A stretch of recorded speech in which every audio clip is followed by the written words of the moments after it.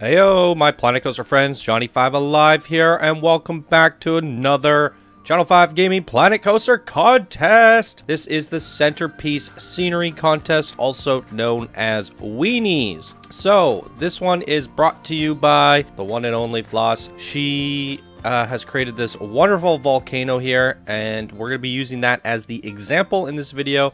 So, we're gonna talk about the rules and stuff, and then we're going to go look at her example. So please do check that out. Stay to the end to watch that because it's very important. There's some specific things that go into making a good scenery piece for this specific contest, and we're gonna look at hers in game. She's also going to be joining us as a judge for this contest. So to give you guys a quick rundown, we're going to be featuring centerpieces. Focus on the contest is build an eye-catching centerpiece designed to be the central focus of any park or theme area. You have also heard them called Weenies on Silvarret's channel, or term coined by Disney himself.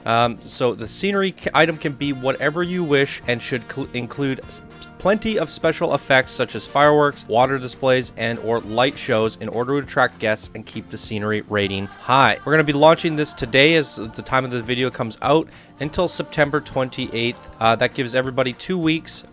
Usually for these blueprint style contests, we run them for a week and we still get like 100 submissions. So I think 2 weeks is plenty of time. So when you upload, your workshop item must be between September 15th and September 28th.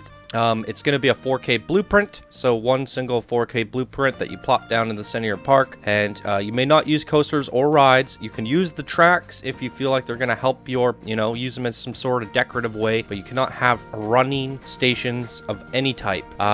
So you can include shops, you can use billboards, you can use sequencers and fireworks. Now, if you do use billboards, please use them with like moderation. We don't want to download 1,000 files from every single person because we have 100 of these to look at, guys. So if there's one billboard that you really want, you can put that in, but you got to remember all 3 judges have to download everything, and if we get 100 submissions and everyone has 100 billboards, I might have to change my mind on that.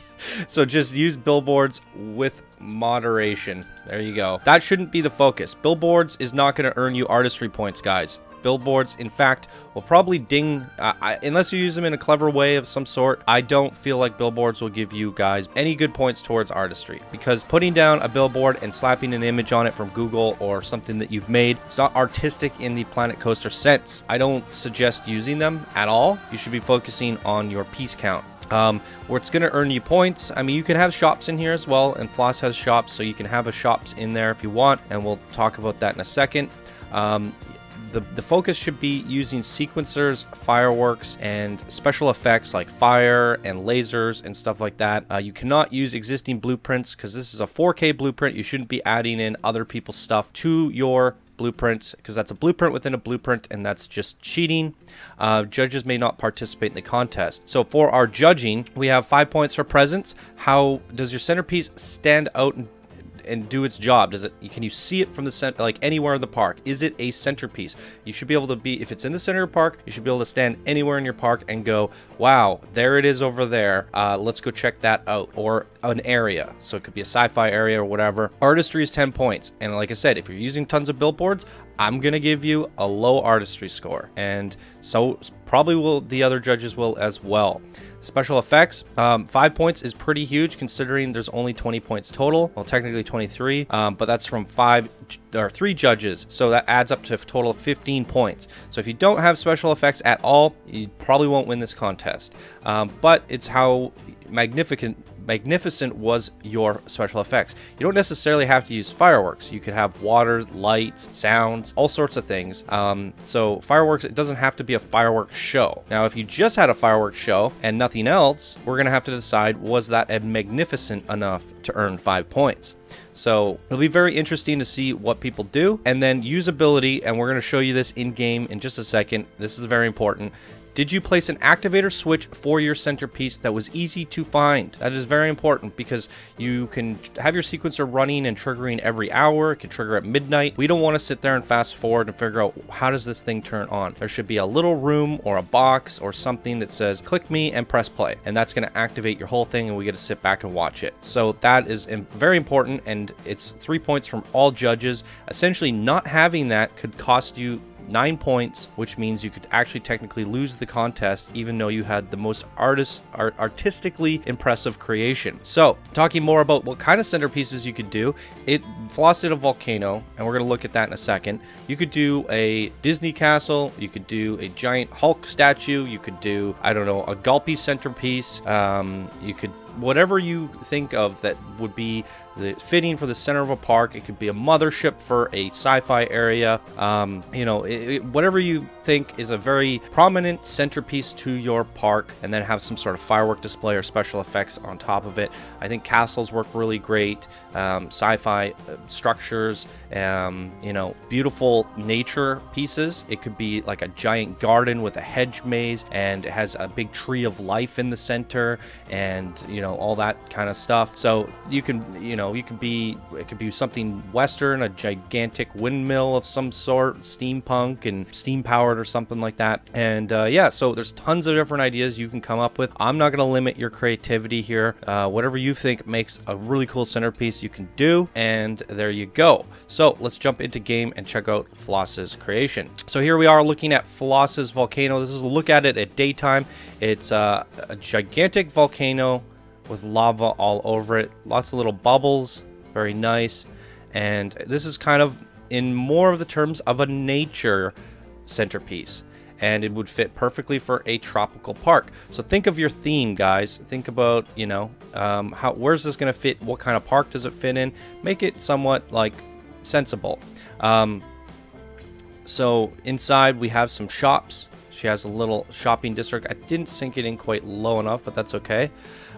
So yeah, some shops on the inside. She even made a sign. It's not necessary to make a sign, but if you do a really beautiful sign, you know, that'll earn you some artistry points. She's got little basic shapes making little flames, and it's called the Flaming Grill. So not only are the guests attracted to come on in here, but they also have a special effects display.